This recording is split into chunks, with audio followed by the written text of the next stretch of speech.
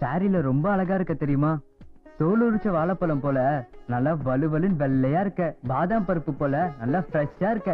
உன்னை எனக்கு ரொம்ப பிடிச்சிருக்கு சரு. ஒரு நாள் என் ஃப்ரெண்டு ஷேவிங் பண்ணிட்டு வந்தான். எதுக்குடான்னு கேட்டா, சீக்கிரமா தாடியும் மீசியும் வளர்ந்தா பொண்ணுங்க நம்மள பாப்பாங்கன்னு சொன்னான். உடனே எங்க அப்பாவோட ஷேவிங் செட்டை எடுத்துட்டு போய் நான் ஷேவிங் பண்ண பிளட் வந்துடுச்சு. அதை தெரிஞ்ச எங்க அப்பா, இந்த வயசுல உனக்கு பொண்ணு கேட்கதானே அடி பின்னி எடுத்துட்டாரு. நான் உன்னை கல்யாணம் பண்ணிக்கிறேன், தினமும் மல்லிகைப்பூ வாங்கிட்டு வருவேன்.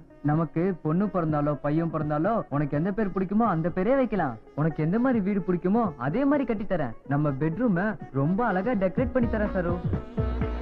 மந்த்லி ஒன்ஸ் நம்ம எங்க ஹாலிடேக்கு ஊருக்கு போலாம் சரு. உனக்கு ஒரு புள்ள வேணா ஒரு புள்ள பெத்துக்கலாம், 10 புள்ள வேணா 10 புள்ளையும் பெத்துக்கலாம்.